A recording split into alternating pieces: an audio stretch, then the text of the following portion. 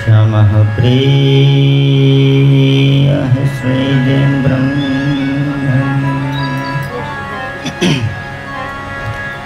भूतानं भगवान् स्वयं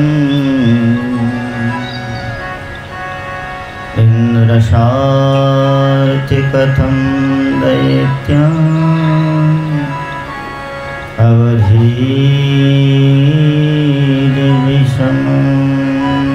यथा।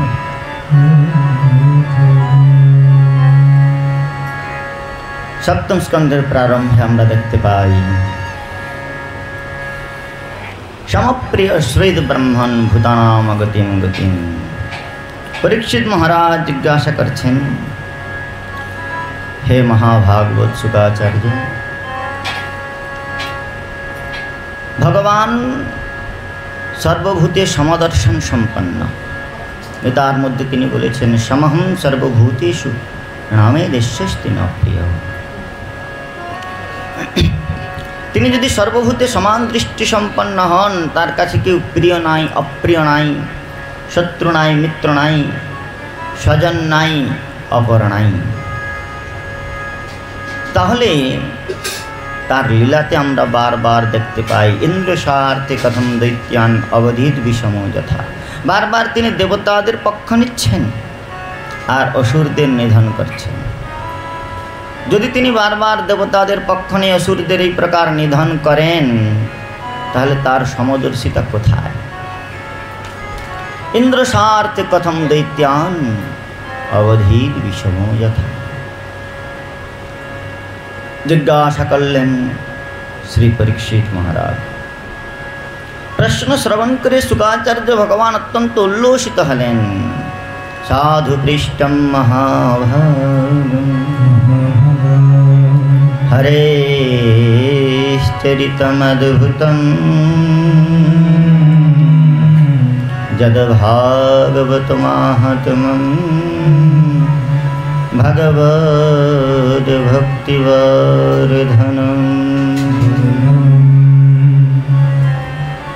साधु पृष्ठम महाभाग, हे महाराज, अपनी उत्तम प्रश्न जिज्ञासा करेছেন। यद् भागवत महात्म्यम हरिश्चरितम अद्भुतम। আপনার এই প্রশ্নের দ্বারা আমি ভাগবত মহিমা কীর্তন করবার অবকাশ প্রাপ্ত হচ্ছি। ভগবত মহিমা পরিকীর্তন করলে, ভগবানের নাম রূপ গুণ লীলার পরিকীর্তন করলে ভগবত তৃষ্ণা জাগ্রত হয় ঠিকই, কিন্তু ভগবত প্রাপ্তির উপায়টা উন্মোচিত হয় না, প্রকাশিত হয় না, পরিজ্ঞাত হওয়া যায় না। কিন্তু ভাগবত মাহাত্ম্য, ভগবানের ভক্তগণের চরিত কথা গায়ন করলে, ध्रुव महाराज आदि, प्रहलाद महाराज, अम्बरीश महाराज आदि परम भागवतगणের चरित गाथा श्रवण कीर्तन करले कि हबे? बोले तारा जे रीतिते, जे भावेते, जे प्रकार अनुरागेर संगेते भगवत अनुशीलन करेছিলেন, तदनुरूप साधन करबार जन्य उत्कंठा, लौलता, लुब्धता जाग्रत हबे। এই भगवत प्राप्तिर कोनो उपाय নাই। কোনো সাধনের দ্বারা বস্তুত ভগবানকে পাওয়া যায় না। যদি ভগবানকে সাধনের দ্বারা লাভ করা যেত, তাহলে ভগবান সাধনবশ হয়ে পড়তেন। তাকে লাভ করার উপায় কি? যে ভক্তির দ্বারা তাকে লাভ করা যায়, সে ভক্তিটা ভগবানের স্বরূপ শক্তির বৃত্তি। আর এই ভক্তিরূপী ভগবত স্রোতকে হৃদয়ে ধারণ করতে গেলে কি প্রয়োজন? श्रीमद् रूप गोस्वामी पाद बोलें लौलमेकमेव मूल्यम्। लौल लोभ, भगवानेर कथा अमृत श्रवण करबार जन्य, भगवत सेवा करबार जन्य भगवान गुरांगनागण जे प्रकार सर्वेन्द्रिय दिए भगवत सेवा करेছে, যশোমতী মা যেই প্রকার বাৎসল্যের সঙ্গে শ্রী গোপালকে লালন করেছে, এই প্রকার ব্রজদেবীগণের সেবোৎকর্ষের কথা শ্রবণ করে যাদের হৃদয়ের মধ্যে তদনুরূপ সেবা করবার লোভ জাগ্রত হয়, লৌলমেকমেব মূল্যম জন্মকোটি সুকৃতির যেন লভ্য। কোটি কোটি জন্মে সুকৃতিতে যা লাভ করা যায় না, সেই परम तत्व के केवल लोभेर द्वारा লোলুপতার দ্বারা, অনুরাগের দ্বারা, উৎকণ্ঠার দ্বারা তাকে লাভ করা যায়। আর এই লোভ কিভাবে জাগ্রত হবে? বলছেন নিত্য সিদ্ধ কৃষ্ণ প্রেম সাধ্য কভু নয়, শ্রবণাদি শুদ্ধ চিত্তে করয়ে উদয়। লোভ কি করে জাগ্রত হবে? বলে ভগবানের চরিত গাথার সঙ্গে সঙ্গে ভগবানের ভক্তগণের সাধন কথা, তাদের ভজন গাথা, তারা কিভাবে ভজন করেছে সেই কথা শ্রবণ করতে হবে। আর শুনতে শুনতে যখন চিত্ত তাদাত্মিকা বৃত্তি লাভ করবে, ওইরূপ সাধন করবার জন্যে শুদ্ধ চিত্তে যখন লোভ জাগ্রত হবে, তখন সেখানে ভগবত প্রাপ্তির অভিলাষটা প্রকট হবে। তাই পরীক্ষিত মহারাজের প্রশ্নকে সাধুবাদ জানিয়ে শ্রী সুখদেব গোস্বামী পাদ বলতে শুরু করলেন, হে মহারাজ, আপনি যেই প্রশ্ন করেছেন এই প্রশ্ন আপনার পিতামহ যুধিষ্ঠির মহারাজ যখন রাজসূয়যজ্ঞের জন্য মন্ত্রণা চলছিল, সেই যজ্ঞে অগ্রপূজা কার হবে তাই নিয়ে যখন বিবাদ উপস্থিত হলো, ভগবান শ্রীকৃষ্ণের অগ্রপূজার প্রস্তাব দিলেন সহদেব। এই সহদেব পঞ্চপাণ্ডবের সহদেব নয়, ভীমসেন যে বধ করেছিল জরাসন্ধকে, জরাসন্ধের পুত্র সহদেব, তিনি ভগবানের অত্যন্ত প্রিয় ভক্ত ছিলেন। সবার মধ্যে দাঁড়িয়ে পড়ে বললেন, সর্বাগ্রে ভগবান বাসুদেবের পূজা হবে। শোনবার সঙ্গে সঙ্গে শিশুপাল একেবারে ক্রোধের তিল মিলিয়ে উঠলেন, একেবারে গালি দিতে শুরু করলেন, আরে শ্রীকৃষ্ণের আগে পূজা হবে, অগ্র পূজায় বাবার ঠিক নাই, কেউ নন্দের বেটা বলে, কেউ আবার বসুদেবের বেটা বলে, এরকম কবে থেকে এ রাজা, রাজা অগ্র পূজার অধিকারী হবে? কোথাকার রাজা? এ জরাসন্ধের ভয়ে সমুদ্রের গর্ভে গিয়ে বাস করেছে। এই প্রকার নানা রকম ভৎসনা করতে শুরু করলেন, ভগবান গুনতে শুরু করলেন। যখন শতাধিক ভৎসনা হল ভগবান সুদর্শনের দ্বারা শিশুপালের মস্তক ছেদন করে দিলেন। শিশুপাল গোবিন্দায় নমো নমঃ। সকলের সম্মুখে শিশুপালের আত্মজ্যোতি ভগবান শ্রী গোবিন্দের চরণ কমলে বিলীন হয়ে গেল। তখন যুধিষ্ঠির মহারাজ প্রশ্ন করে উঠলেন নারদ গোস্বামীপাদকে, যে হে মহাভাগবত নারদ গোস্বামীপাদ, আপনি বলুন, এই শিশুপাল শ্রীকৃষ্ণকে এত গালি দিল, তথাপি এর এই প্রকার গতি কি করে লাভ করলো?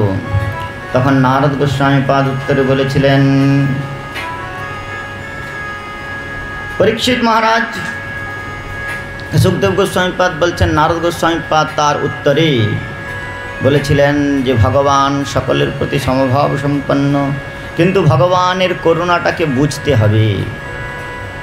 ভগবানের করুণাকে বুঝে উঠতে পারে না সকলেই। তত্ত্বেন কম্পা শিশমীক্ষমান ভঞ্জানেবাত্মকৃতম বিপাক হৃদবাগবপুভির্বিদধন্যমস্তে জীবে তজো মুক্তিপদে সদায় ভাব। ভগবানের অনুকম্পাটাকে বুঝতে হবে। ভগবান সকলের প্রতি কৃপা পরবশ হলেও প্রত্যেকের প্রতি ভিন্ন ভিন্ন ভাবে কৃপা করেন। ভগবান যখন নিত্যধাম গোলক বৃন্দাবন থেকে জগতে প্রকট হন, তখন অসুরগণ ভগবানকে গিয়ে বলছে, প্রভু আমাদের উদ্ধার করুন। ভগবান বলছে, আমার ভজন করো। অসুরগণ বলছে, আমরা এই মালা টানতে পারবো না, কিন্তু ভালা চালাতে পারবো। মালা টানা আমাদের কাজ নয়, অস্ত্র চালাতে পারবো। ভগবান বলল, ঠিক আছে, তাহলে তুলসী আপনি রাম কো রিজ ভজে চাই খিজ। ভগবানকে যেভাবেই উপাসনা করুন না কেন, কে কে কীভাবে উপাসনা করেছিল, বলে কাম ক্রোধ লোভ মোহ মদ মাৎসর্য যে সমস্ত বৃত্তি আছে আপনি যেভাবেই আপনার কাছে যা আছে তাই দিয়ে আপনি ভগবানকে উপাসনা করুন। গোপ্যা কামদ ভয়াৎ কংস, গোপীগণ কামনার দ্বারা ভয়াৎ কংস দেশাচ্চৈদ্বজয়ো নৃপ সম্বন্ধাদি কৃষ্ণয় স্নেহা यूयं ভক্তবয়ম বিভো। বলছে কে কিভাবে উপাসনা করেছিল দেখুন। গোপ্যা কামা, গোপীগণ তাদের কামনার দ্বারা ভগবানকে উপাসনা করেছিলেন। বস্তুতপক্ষে গোপীগণের প্রেমটাকে কাম ক্রিয়া সাম্য তবু নহে কাম নাম। গোপ্যা কামাত শব্দের অর্থ হচ্ছে প্রেমৈব গোপুরামানম কামৈত্য গমৎ প্রধাম। প্রেমৈব গোপুরামানম, সেই গোপরমণীগণের প্রেমটাকেই শাস্ত্রে কাম বলা হয়েছে। তাহলে গোপীগণ কামের দ্বারা, কামনার দ্বারা অর্থাৎ প্রেমের দ্বারা, ভয়াৎ কংস, ভয়ের দ্বারা কংস, ভয়াৎ কংস, কংস কৃষ্ণকে ভয় করে, আর স্নেহাত স্নেহবশত, প্রীতিবশত গোপগণ স্বজনগণ, সম্বন্ধবশত বৃষ্ণিগণ যাদবগণ, উয়ম ভক্ত বয়ম বিভু। নারদ গোস্বামী পদ বলছেন আমরা ভক্তির দ্বারা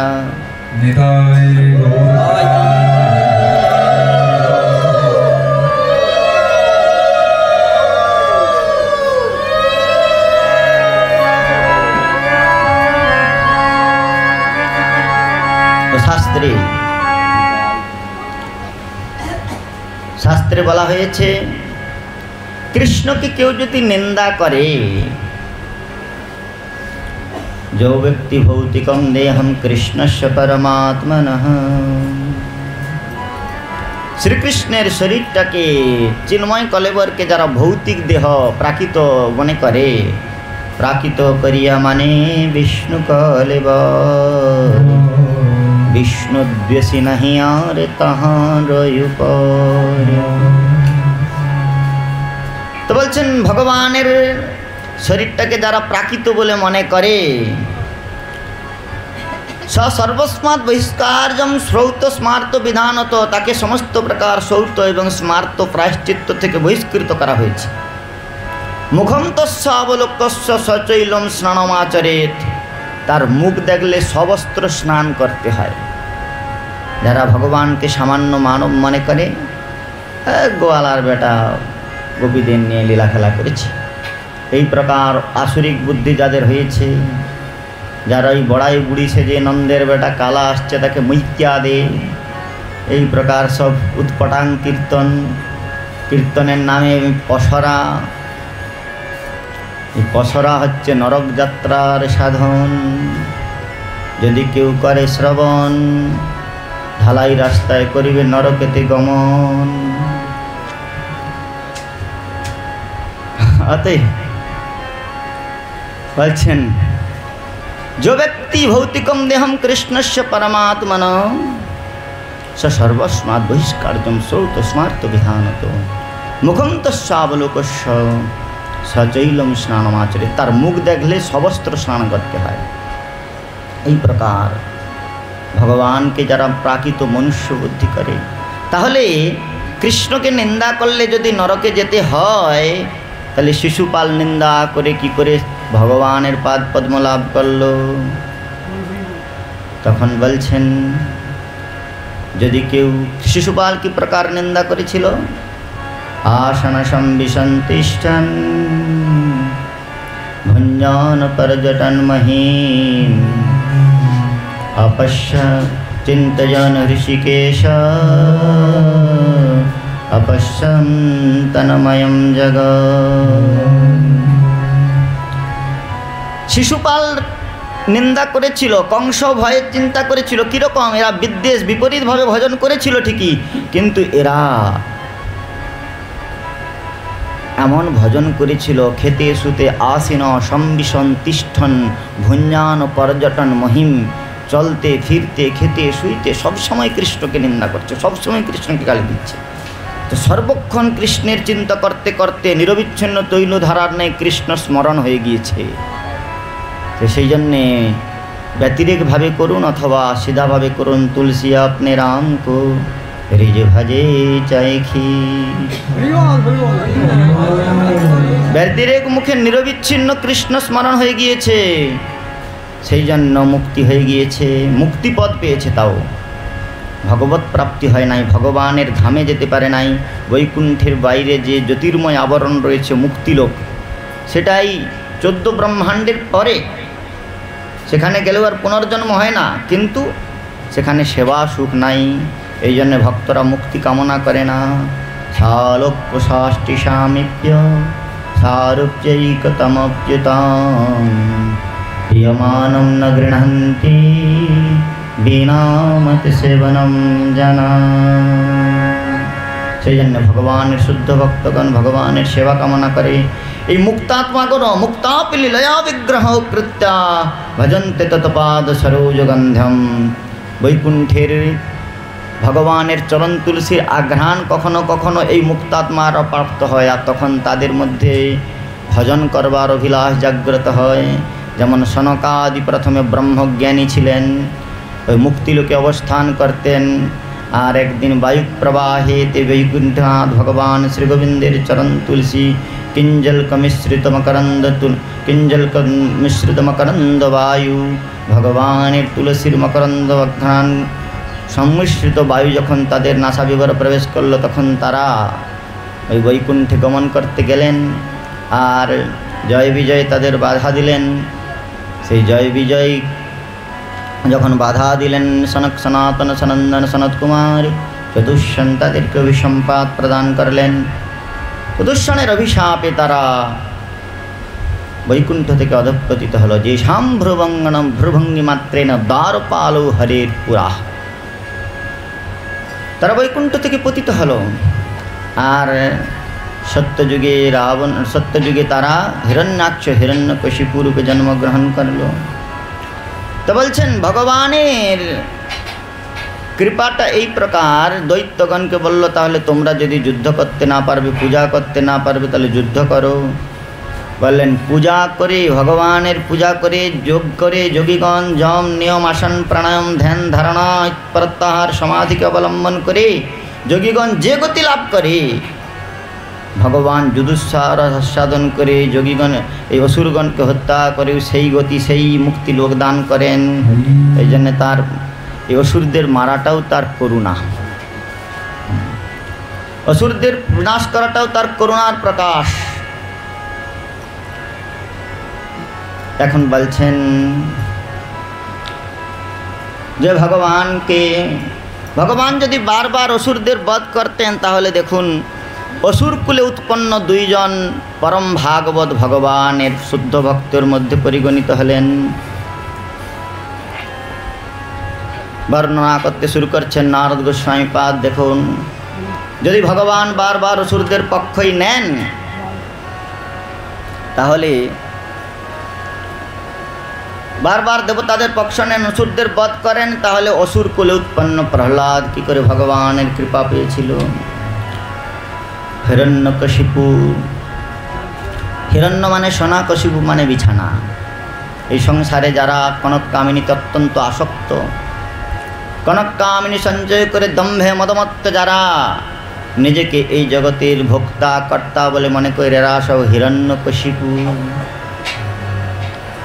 এই হিরণ্যকশিপু মনে করেছিল। হিরণ্যকশিপুর 4 জন পুত্র ছিল, আহ্লাদ, অনুহ্লাদ, সংহ্লাদ আর প্রহ্লাদ।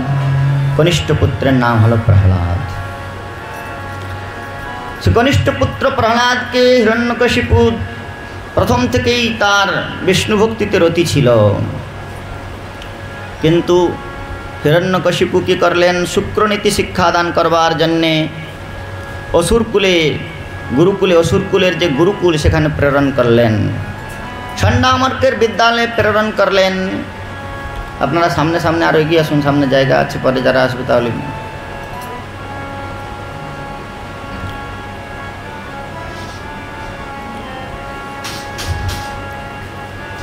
असुरদের গুরুকুলে প্রেরণ করলেন, প্রহ্লাদকে ষণ্ডামর্কের বিদ্যালয়ে প্রেরণ করা হলো। এই ষণ্ডামর্ক, আপনার একটু সরে যান তাহলে উনি দেখতে পাবেন। ষণ্ডামর্কের বিদ্যালয়ে প্রেরণ করা হলো। শুক্রাচার্যের দুই পুত্র ষণ্ড এবং অমর্ক, এরা অসুর বিদ্যা শিক্ষা দেয়। তো অসুরদের দৈত্যকুলে কী নীতি শিক্ষা দেওয়া হয়?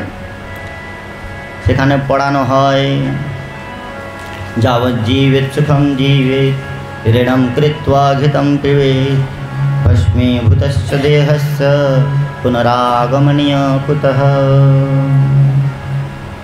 আরে যতদিন বাঁচবে আনন্দ করে বাঁচো। যাবজ্জীবেৎ সুখম জীবেৎ ঋণম কৃত্বা ঘৃতম পিবেৎ, ঋণ করে ঘি খাও, মুদলে আঁখি সবই ফাঁকি, যা দিবি অঙ্গে তাই যাবে সঙ্গে।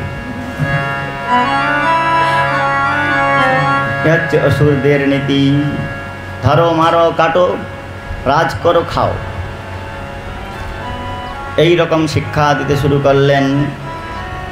কিন্তু প্রহ্লাদের হৃদয়ে সেই শিক্ষা প্রভাব বিস্তার করল না। একদিন 1 বছর পড়াশোনার পরে ছেলে কীরকম উন্নতি করেছে তা দেখবার জন্য হিরণ্যকশিপু একদিন পুত্রকে ডেকে পাঠালেন।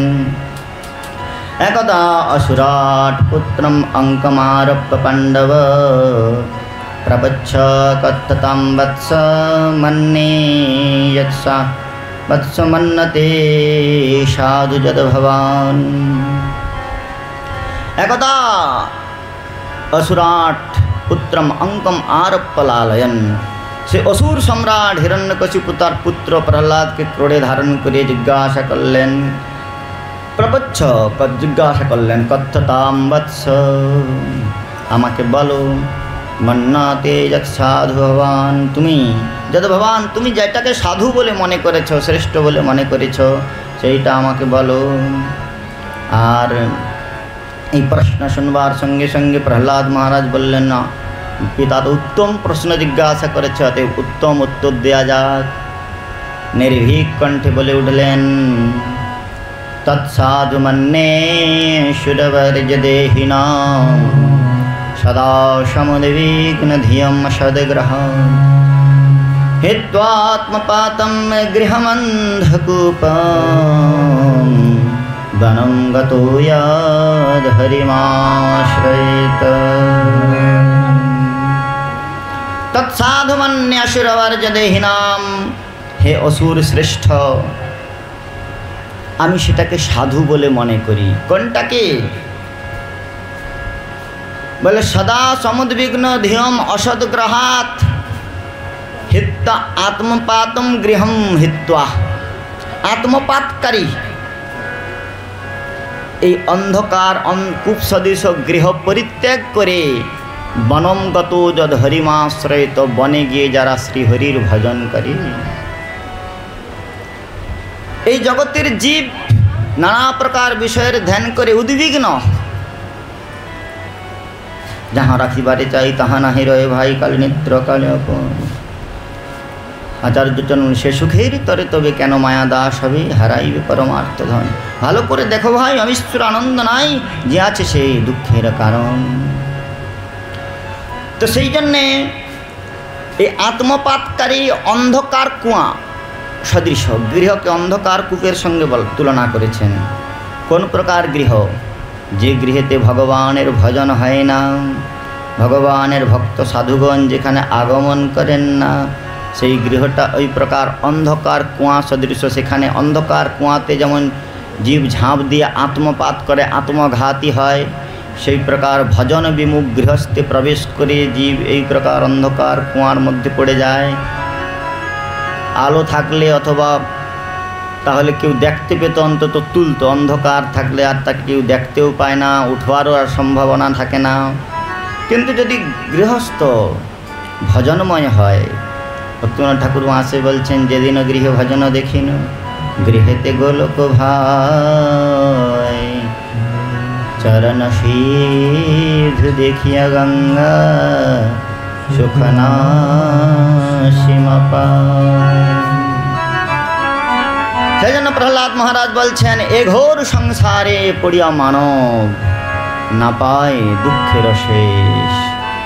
ঘোর সংসারে পড়ে জীব দুঃখের অবধি প্রাপ্ত হয় না। এ ঘর সংসারে পড়িয়া মানো না পায় দুঃখের শেষ। ঘর সংসারে পড়িয়া মানো না পায় দুঃখের শেষ। ঘর সংসারে পড়িয়া মানো না পায় দুঃখের শেষ।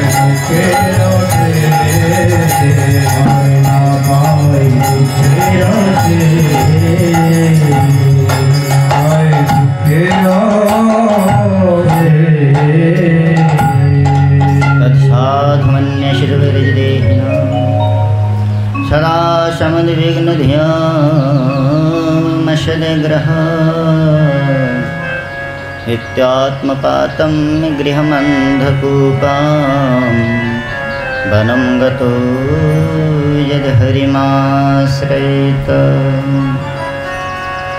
এই প্রকার পিতাকে যখন বিষ্ণু ভক্তিপূর্ণ উপদেশ বর্ণন করলেন, তখন পিতা হিরণ্যকশিপু একেবারে ক্রোধে প্রজ্বলিত হয়ে রক্তবর্ণ হয়ে গিয়েছে তার অক্ষিগোলকদ্বয়।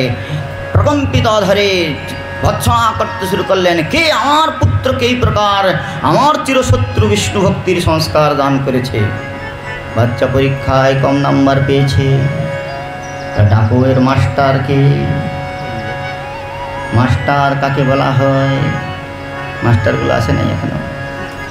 মা শান্তে টাকা টাকায়তি টকটকায়তি সমাস্টার। মাসে মাসে যারা টাকা টাকা করে। আগেকার দিনে আমাদের ভারতবর্ষে গুরুকুলীয় শিক্ষা ব্যবস্থা ছিল। গুরু মানে গুরু শব্দ অন্ধকারস্ত রুকারস্ত নিষেধক। অজ্ঞানের অন্ধকার থেকে যারা জীবকে ভগবত তত্ত্বের আলোক দান করে, জ্ঞানালোক দান করে, তারা হচ্ছেন গুরু। আমাদের ভারতবাসীগণের অত্যন্ত দুর্ভাগ্য, আজকে যে শিক্ষা পরিকাঠামোর মধ্য দিয়ে আমরা চলছি, এটি আমাদের ভারতীয় সংস্কৃতি ধারক নয়, এটি ভারতীয় শিক্ষা ব্যবস্থা নয়। যারা ইতিহাস ভালো করে পর্যালোচনা করেছেন তারা জানেন যে 1883 খ্রিস্টাব্দে টিভি ম্যাকলে ভারতে এসেছিলেন। আর এই টিভি ম্যাকলে 1.5 বছর ধরে তার পরিকরগণকে নিয়ে সমগ্র ভারতবর্ষ ভ্রমণ করে সে একটা সমীক্ষা করেছিল। এই সমীক্ষাতে সে চিন্তা করলো ভারতবাসীর উপর এত বৈদেশিক আক্রমণ হয়েছে, হুন থেকে শুরু করে, কিরাত থেকে শুরু করে, এত প্রকার চেঙ্গিস খাঁ, মুসলিম আক্রমণ, হুন আক্রমণ, এত কিছু হয়েছে, তথাপি ভারতবাসী তাদের স্বধর্ম থেকে চ্যুত হয় নাই। তাদের মধ্যে একতাকে যদি নষ্ট করতে না পারা যায়, ডিভাইডেশন রুল পলিসি, ভাগ করো আর রাজ করো, এই ডিভাইডেশন রুল পলিসিকে লাগু করতে গেলে ভারতবর্ষের ঐক্যবদ্ধতা নষ্ট করতে হবে। আর কোনো সমাজ সংস্কৃতির মূল ভিত্তি হচ্ছে শিক্ষা। এই শিক্ষাকে নষ্ট করতে হবে। আর এই শিক্ষাকে যদি নষ্ট করতে হয়, তাহলে গুরুকুল শিক্ষা ব্যবস্থা থেকে সেখানে আমাদের গুরুকুলীয় শিক্ষা ব্যবস্থা সম্বন্ধে কত ভ্রান্ত ধারণা মনের মধ্যে প্রবেশ করিয়ে দেওয়া হয়েছে। আর গুরুকুলে কেবল বেদ পড়ানো হতো ইত্যাদি ইত্যাদি, কিন্তু না, আজও আপনারা চোল রাজাদের স্থাপত্য ভাস্কর্যের নিদর্শন, দক্ষিণ ভারতে মীনাক্ষী মন্দির আদির নিদর্শন দেখুন, তাহলে সেখানে কারিগরি বিদ্যাও শিক্ষা দেওয়া হতো। একই আশ্রমে গুরুকুলে 2 জন গিয়েছিল, কৃষ্ণ আর সুদামা। সুদামাকে বিপ্রচিত সংস্কার দিলেন, কৃষ্ণকে ধনুর্বিদ্যা আদির সংস্কার দিয়েছিলেন। তো তাহলে যার যে প্রকার যোগ্যতা, তার আগে ছিল আচার্য, আচার্য ছিল তত্ত্বদ্রষ্টা। কেউ এলে তার মধ্যে কি প্রকার গুণাবলী আছে সে তত্ত্বদৃষ্টিতে সেটা জানতো, আর সেইভাবে তাকে শিক্ষা দিত। আজকের দিনে 10 থেকে 12 বছর পর্যন্ত পড়াশোনা করবে, 9, 10, 11, 12, তারপরে সে তার রুচি অনুসারে সাবজেক্ট চয়েস করে নিয়ে কোন বিষয়ে সে পারদর্শী সেই দিকে যাবে। আর তারপরে এই শিক্ষা ব্যবস্থাটা যে প্রবর্তন করেছিল টিভি ম্যাকলে, সে চিন্তা করেছিল যে এই শিক্ষা ব্যবস্থার মূল পরিবর্তন করতে হবে, তাহলে সমাজ ডিস্ট্রয় করা যাবে। তো সেই জন্য শিক্ষা ব্যবস্থাতে কী করেছিল, 3 ক্যাটাগরির লোক যাতে তৈরি হয় দেশীয় কর্মচারীগণের গঠন উদ্দেশ্যে। এই জন্য রবীন্দ্রনাথের শিক্ষা প্রবন্ধ থেকে শুরু করে বঙ্কিমচন্দ্র চট্টোপাধ্যায় সকলেই এই ভারতীয় যে ম্যাকলি শিক্ষা ব্যবস্থার সমালোচনা করেছিলেন। কিন্তু রাজনৈতিক নেতাদের দ্বারা মদতপুষ্ট হয়ে এই শিক্ষা ব্যবস্থা আজও গণগড্ডালিকার ন্যায় ভারতবাসীর শিরে বোঝ হয়ে গিয়েছে।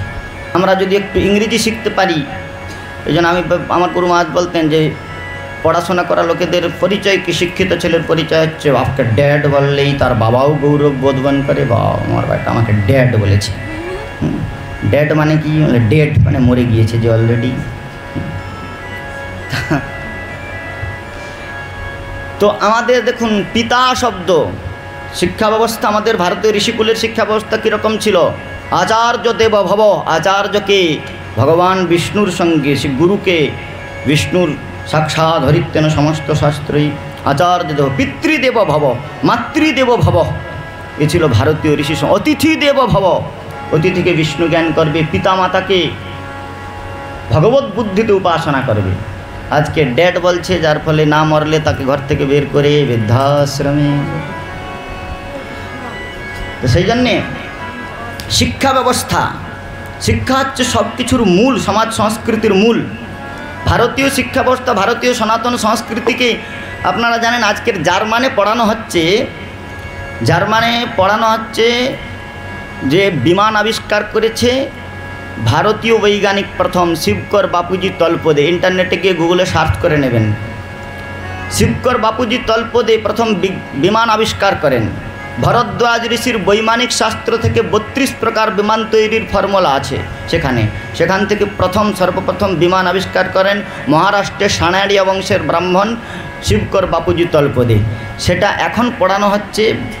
জার্মান সায়েন্টিস্টরা এই উইলভিল রাইটকে স্বীকার করে না, কিন্তু ভারতবর্ষের বিদ্যার্থীদের আজও পড়ানো হচ্ছে উইলভিল রাইট, মানে ইংরেজরা প্রথম বিমান আবিষ্কার করেছে। আমাদের ভারতীয় সায়েন্টিস্টরা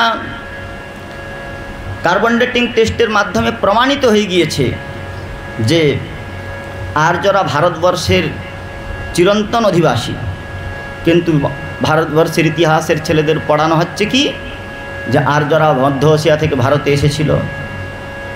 তারপরে তোমাদের বাপ ঠাকুর দাদারা সব বড় মানুষ ছিল, কাঠে কাঠে ঘষে পাথরে পাথরে ঘষে আগুন লাগাতে শিখলো। আরে আমেরিকায় আমাদের স্বামী মহারাজ যখন গিয়েছিল তখনও নিগ্রোরা ল্যাংটা হয়ে ঘুরত। আর আমাদের এখানকার ইতিহাস কি? আমাদের যে ইতিহাস পড়ানো হচ্ছে, সুকান্ত ভট্টাচার্যের জন্য বলেছিলেন, ইতিহাসের পাতায় তোমরা পড়ো কেবল মিথ্যে, বিদেশিরা ভুল বোঝাতে চায় তোমাদের চিত্তে। আমাদের ইতিহাস কি? ইতিহাস পুরাণাভ্যাম পঞ্চম বেদ উচ্চতে। আমাদের ইতিহাস হচ্ছে মহাভারত। আমাদের সংস্কৃতি অনাদিকাল থেকে ছিল। যুধিষ্ঠির মহারাজের আমলেও সেই ময়দানব যে প্রকার প্রাসাদ নির্মাণ করেছিল, দলে স্থল ভ্রম হচ্ছে, স্থলে জল ভ্রম হচ্ছে। কিন্তু এখন আমাদের শিক্ষা ব্যবস্থা আমাদের ব্যতিক্রমী শিক্ষা দিচ্ছে। এরা যা কিছু বিচার করবে কিভাবে কূটনীতি প্রয়োগ করা হয়েছে দেখুন। ম্যাক্স মুলারের মতো কতকগুলি আমি যার কাছে পড়াশোনা করতাম সে হলো ম্যাক্স মুলার একটা বানর ছিল, গাধা। সে বেদের রচনাকাল নির্দেশ করছে। বেদ আমাদের অপৌরেশীয় বেদ। ব্রহ্মাকে প্রথম ভগবান পিতামহ ব্রহ্মা বেদ জ্ঞান দান করলেন। তেনে ব্রহ্ম হৃদয় আদি কবয়ে মৈহন্তি যৎ সুরয়। আদিকবি ব্রহ্মাকে ভগবান বেদ জ্ঞান দান করলেন আর বেদ অনুসারে ব্রহ্মা সৃষ্টি করলেন। অতএব সনাতন ধর্ম মূল ধর্মগ্রন্থ বেদ সৃষ্টির পূর্বে থেকে ছিল। আর এরা সব কিছু বিচার করবে খ্রিস্টপূর্ব আর খ্রিস্ট অব্দ, মানে খ্রিস্টই তাদের প্রধান। যা কিছু তোমরা সাল গণনা করবে সব খ্রিস্টপূর্ব না হয় খ্রিস্ট অব্দ। এ হচ্ছে শিক্ষা ব্যবস্থা। তো সেই জন্যে প্রহ্লাদ মহারাজ বলছেন, নাই ভগবান নাই ক ধর্ম, যাদের শিক্ষা মূলে ছিন্ন মস্তা শিক্ষা আসে শুধু শয়তানি স্কুলে। স্কুলগুলা সব গাধা তৈরির ফ্যাক্টরি হয়েছে। মশার বংশ তালিকা থেকে শুরু করে বলিউড নেতার লাইফস্টাইল পর্যন্ত শেখানো হচ্ছে। পৃথিবী একটা জ্বলন্ত গ্যাসীয় পিণ্ড ছিল, সে জ্বলতে জ্বলতে তাপ বিকিরণ করে শীতল হয়ে গেল। তারপরে সে কাশ্মীরের সৌন্দর্য, আরে মহানাস্তিকও পর্যন্ত কাশ্মীরে যায় ভূস্বর্গের সৌন্দর্য দর্শন করবার জন্যে। অটোমেটিক হয়ে গেল সব কিছু। কার্বন ডাইঅক্সাইড আর কার্বন আর হাইড্রোজেন অক্সিজেন তো আজও বাতাসে রয়েছে, সেগুলো মিলে সমুদ্র হয় না কেন? সমুদ্রের জলে পরিণত হচ্ছে না কেন? আছে। ডারউইনের বাপ বাঁদর ছিল, বললাম বানর থেকে মানুষ হয়েছে। এই প্রকার সব শিক্ষা ব্যবস্থায় ইনহেরিটেটিভ ইকুইন্স ক্যারেক্টার, অর্জিত গুণাবলীর বংশানুসরণ, এই থিওরিকে বিজ্ঞানী হুগো দ্য ভ্রিস এই থিওরি নষ্ট করে দিয়েছিলেন। থিওরি অপ্রমাণিত হয়ে গিয়েছে, তথাপি ভারতবর্ষের সিলেবাসে আজও পড়ানো হচ্ছে। অভিযোজন অভিব্যক্তির নামে গোটা গোটা মিথ্যা কথা শেখানো হচ্ছে। বিশ্ব সৃষ্টির ইতিহাস, জীব সৃষ্টির ইতিহাস সম্বন্ধে যা পড়ানো হচ্ছে সবগুলো একেবারে সকল কপল কল্পনা, গোটা গোটা মিথ্যা কথা। পৃথিবী অফ লাইফ, জীবনের উদ্দেশ্য। আমাদের গুরু মহারাজ বলতেন, বিদ্যে বোঝাই বাবু মশাই চড়ি শখের বটে, মাঝিরে কন বলতে পারিস সূর্য কেন ওঠে, চান্দ্রা কেন বাড়ে কমে, জোয়ার কেন আসে, বৃদ্ধ মাঝি অবাক হয়ে ফেলিয়া হাসে। বিদ্যে বোঝাই বাবু মশাই বসেছে, আর তার তো কোনো, কিন্তু যখন ঝড় উঠেছে, ভব সমুদ্রে যখন ওই মৃত্যুরূপী ঝড় উঠেছে, তখন সে কিন্তু পার হয়ে গিয়েছে, কেননা সে সাঁতার জানে। আর যে সাঁতার জানলো না, দু চারটা ইংরেজি শিখে মনে করেছে আমি এডুকেটেড, আমি আমার ভজন করব, ভজন করলে আমার মান সম্মান চলে যাবে না। এই সমস্ত বিদ্যে বোঝাই বাবুমশাই এরা কি করে, ভব সমুদ্রের মাঝখানে ডুবে মরে। তো সেই জন্য বলছেন নমৎ প্রণীত। আচ্ছা মাস্টার এসে বলছে হিরণ্যকশিপুর বলছে ডাকো এর মাস্টারকে। পড়াশোনা কাকে বলে? বিদ্যা কিসের জন্য? শিক্ষা কি? শিক্ষার তাৎপর্য হচ্ছে এই যে চেতনা, আমাদের যে চেতনা, চেতনার ক্রমবিকাশের স্তর বৈদিক শাস্ত্রে স্বীকার করা যায়। সাবজেক্টিভ ইভলিউশন, চেতনার ক্রমবিকাশের স্তর। প্রথমে আচ্ছাদিত চেতনা, মুকুলিত চেতনা, বিকশিত চেতনা, পূর্ণ বিকশিত চেতনা। যতক্ষণ পর্যন্ত সূর্যের সঙ্গে সম্বন্ধ না হয় ততক্ষণ পদ্মিনী সম্যকরূপে বিকশিত হতে পারে না।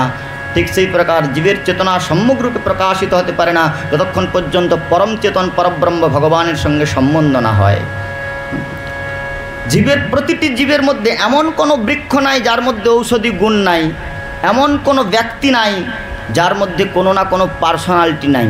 তাহলে ওই ব্যক্তিত্ব বোধকে জাগ্রত করার জন্য কতগুলি ডেটা সারভাইভ করা। যেমন কেউ কোমাতে চলে গিয়েছে, তার একজন প্রিয় বন্ধু, তার প্রিয় মিত্র তাকে এসে বলছে, কিরে আমাকে চিনতে পারিস? সেই যে আমি তোর সঙ্গে ফুটবল খেলতাম, সেই যে আমি তোর সঙ্গে একসঙ্গে মাঠে দৌড়াদৌড়ি করতাম, হাঁটতে যেতাম প্রাতঃকালে। ওই কথাগুলো কতগুলো ডেটা সারভাইভ করছে।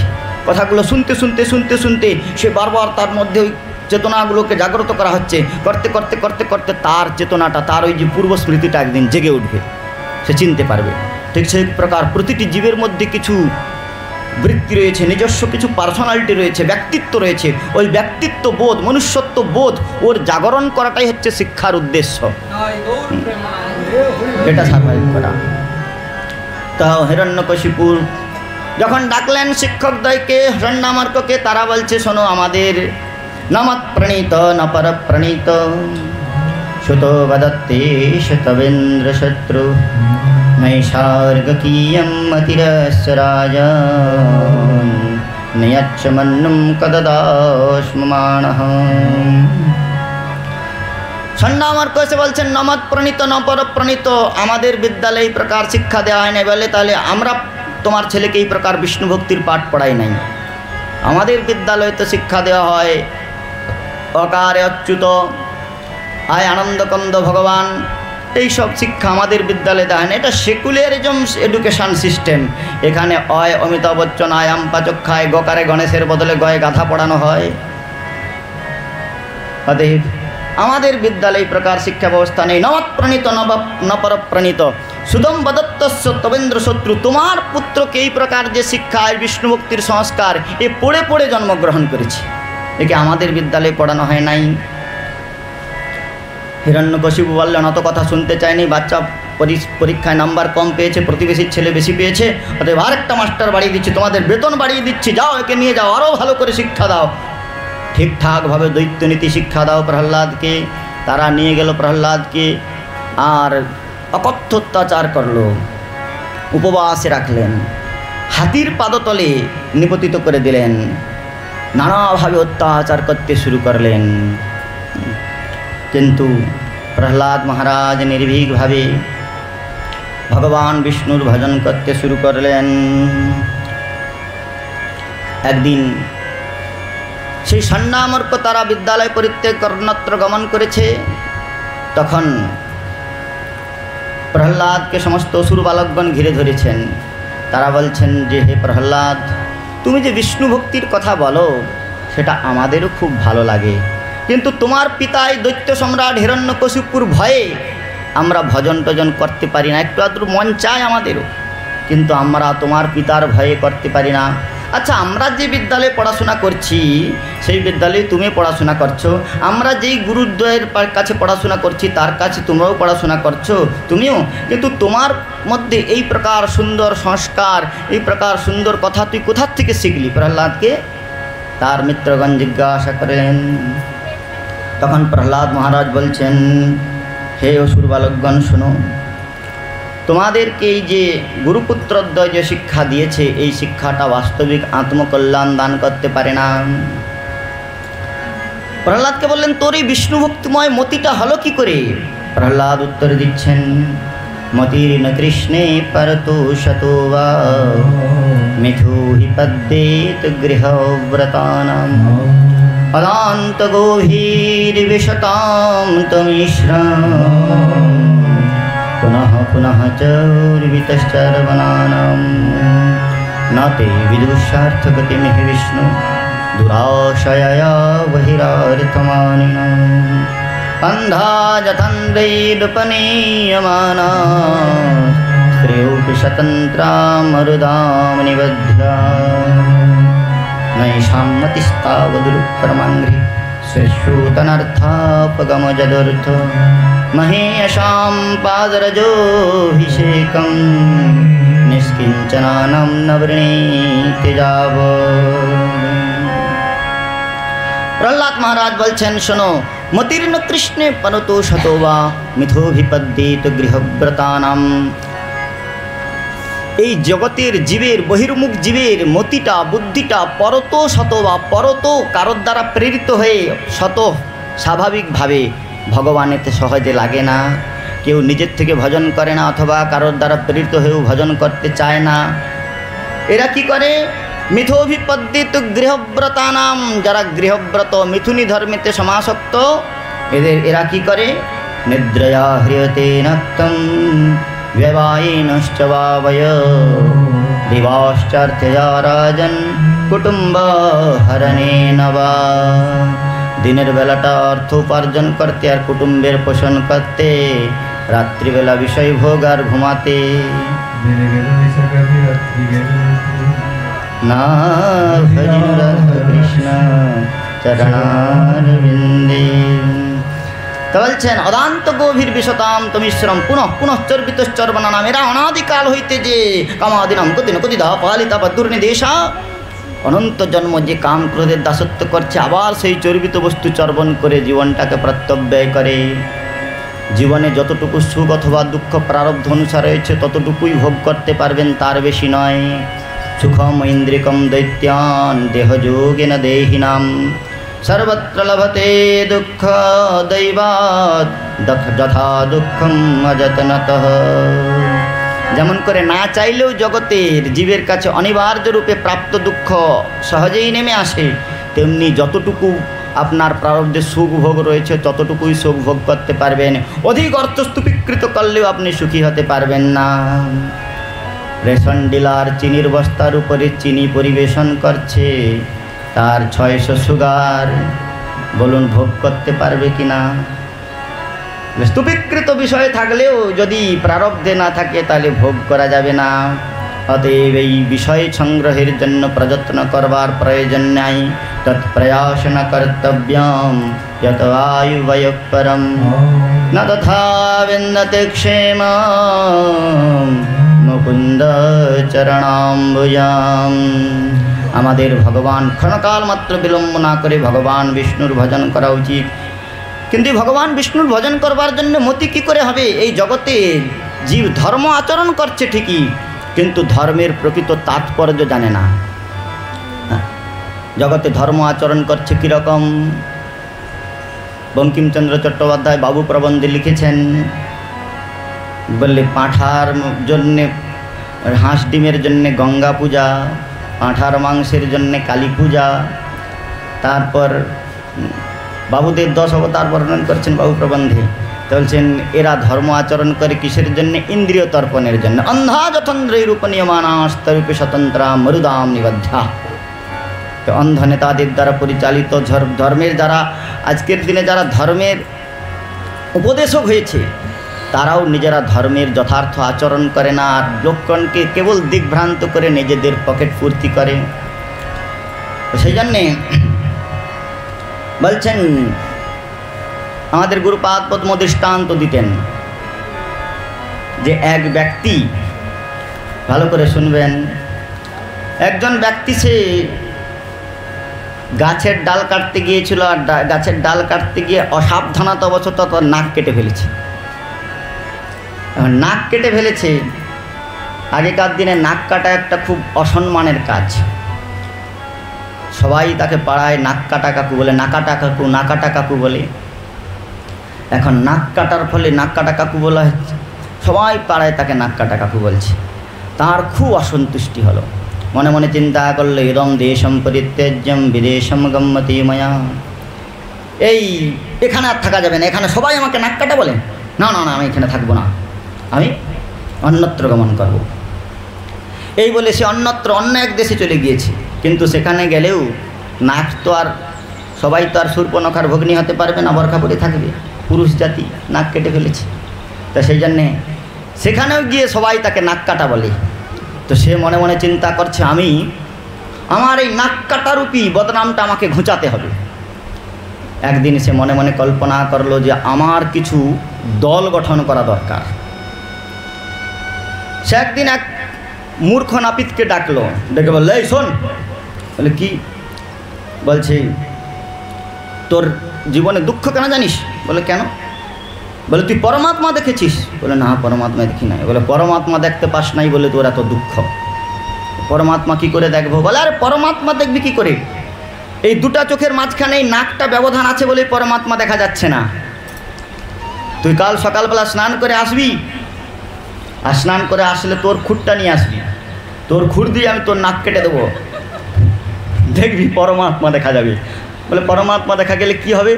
বলে পরমাত্মা দেখতে পেলে তাহলে আর কোনো দুঃখ থাকবে না। যজ্ঞাত্মাম অমৃতম অশ্নুতে, যাকে জানতে পারলে জীব অমৃতত্বের অধিকারী হয়। যস্মিন প্রাপ্তি সর্বমিদম প্রাপ্তিম ভবতি। দু চারটা শ্লোক শিখে নিয়ে তারপরে এইরকম বললো। সে নাপিত তো সকালবেলা একেবারে স্নান করে নতুন ব্লেড লাগিয়ে খুর নিয়ে এসেছে, আর ওই তার নাক কেটে দিয়ে, যখন নাক কেটে দিয়েছে বলছে ঠাকুর কই পরমাত্মা তো দেখা যাচ্ছে না। বলে এইরকম করলে পরমাত্মা দেখা যাবে না, দীক্ষা নিলেই শুধু হবে, সাধনও করতে হবে। বলে কি সাধন করব? বলে তুই আরও 10 জনের নাক কাট, ওইটা তোর সাধন। আর 10 জনের নাক কাটলে তবে তুই পরমাত্মা দেখতে পাবি। সে আরও 10 জনের নাক কেটে দিয়েছে। তারাও যখন পরমাত্মা কেউ দেখতে পায়নি, তখন তাদেরকে বলছে তোরাও আরও 10 জন করে নাক কাট। এইভাবে নাক কাটতে কাটতে গোটা গ্রাম নাক কাটার দলে পরিণত হয়ে গিয়েছে। গোটা গ্রাম নাক কাটা হয়ে গিয়েছে। এরপরে পাশের গ্রাম থেকে একদিন একজন নাকবালা লোক এসেছে, আর ওই নাকবালা লোকটিকে দেখে এরা সবাই হাসতেছে, গেছে দেখো ওই যে নাকু এসেছে, নাকু। তাহলে দেখুন নাকবালা লোককে দেখে এরা এখন ব্যঙ্গ করছে, নাকু এসেছে, নাকু নাকু। বস্তুত পক্ষে এদেরও একদিন নাক ছিল, এরা এই নাক কাটার সঙ্গ প্রভাবে নিজেদের নাক কেটে ফেলেছে। তো সেই প্রকার ভারতীয় সনাতন সংস্কৃতির মধ্যে হিন্দুত্বের পরিচয়ক শিখাসূত্র আমাদের সকলের ছিল। হিন্দু মাত্রে সকলেই শিখাসূত্র রাখত। এই নাক কাটা বিদেশিগুলোর সঙ্গ করতে করতে জিন্স প্যান্ট আর এই ছেঁড়া ফাটা প্যান্ট পরতে পরতে এরা এদের নিজেদের সংস্কৃতি ভুলে গিয়েছে, শিখা পরিত্যাগ করে দিয়েছে। সূত্র যজ্ঞসূত্র 3 শ্রেণীর, কেবল ব্রাহ্মণের নয় বৈশ্য ক্ষত্রিয়ের পর্যন্ত উপনয়ন সংস্কার হতো। তাহলে হিন্দুত্বের পরিচয় হচ্ছে শিখাসূত্র। আপনি শুধু এই পশ্চিমবাংলাটার বাইরে উড়িষ্যাতে চলে যান, দেখবেন বহু লোকের 90% লোকের শিখা রয়েছে। উত্তরপ্রদেশে চলে যান, দেখবেন 80% লোকের শিখা রয়েছে। কিন্তু বাঙালিরা সবথেকে বেশি অনুকরণ প্রিয়। এই নাক কাটার সঙ্গ করতে করতে আমরা এই প্রকার নিজেরা নাক কাটা হয়ে গিয়েছি। আর এখন যদি কেউ শিখাসূত্র তিলকমালা ধারণ করে আসে, এরা বলে হে নাকু এসেছে, নাকু। আসলে এরা সব নাক কাটার দল। অন্ধা যথান্ধ্রৈরূপনীয়মান সদ্যোপি স্বতন্ত্রা মরুদা নিবধ্যা নৈষামতিস্তাবদুরুক্রমাঙ্ঘ্রি সুরিষ্যুতনর্থ ভগমজদর্থ। বলছেন এই প্রকার ভগবানেতে অনুপায়নী মতি কি করে হবে? মহীয়সাম পদরজভিষেকাম নিষ্কিঞ্চনানাম নবৃণদে যাবৎ। জীবের এই বিশ্বাসপৃষ্ট বিশ্বাসক্ত মতিটা ভগবানেতে অনুরক্তি লাভ করবে কি করে? বলে যতক্ষণ পর্যন্ত নিষ্কিঞ্চন ভগবত ভক্তের চরণ রেণুতে অভিসিঞ্চিত না হয়, ততক্ষণ পর্যন্ত এই প্রকার অনুপায়নী মতি হৃদয় হয় না। প্রহ্লাদ মহারাজ বলছেন, শোনো দৈত্য বালকগণ, তোমাদেরকে এই মানব জীবন লাভ হয়েছে, মনুষ্য শরীর লাভ হয়েছে ভগবত ভজন করবার জন্যে। আর সেই ভগবত ভজনটা কৌমার কাল থেকেই করতে হয়। কৌমার আচরিত প্রাজ্ঞ ধর্মান ভাগবতা নিহ দুর্লভম মানুষম জনম তদুপ্রেম ধ্রুবমর্থদ। কৌমার কাল থেকে হরিভজন করা উচিত। অসুর বালকগণ বলছে আমরা তো অসুর কুলে জন্ম, আমরা কি হরিভজন করতে পারবো? আমাদের কি দ্বারা ভগবান প্রসন্ন হবে? প্রহ্লাদ মহারাজ বলছে শোনো, নর হোক অসুর হোক, যাদেরকে ভগবান যে শরীরে দিয়েছে সেই শরীরে, বিশেষ করে মানবগণকে ভগবান মনুষ্য শরীর দিয়েছেন। ভগবান মনুষ্যকে তার অনুরূপ করে সৃষ্টি করেছেন, তৎপ্রাপ্তির অনুরূপ করে সৃষ্টি করেছেন।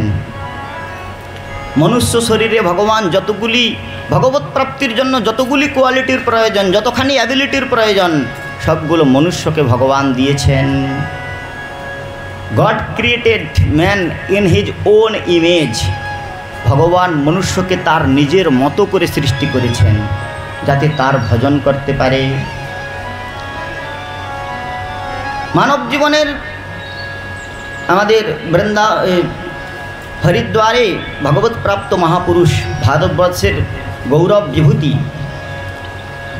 শ্রী রাম সুখদাসজি মহারাজ বলতেন যে মানব যদি তার সমস্ত পুরুষার্থ, সমস্ত প্রযত্নকে ভগবত পরিতোষণ কার্যে ব্যবহার করে, ভগবানের প্রীতিবিধানের জন্য ব্যবহার করে, তাহলে এই জন্মে ভগবান বশীভূত হয়ে যাবেন, ভগবত প্রাপ্তি তার করতলগত হয়ে যাবে।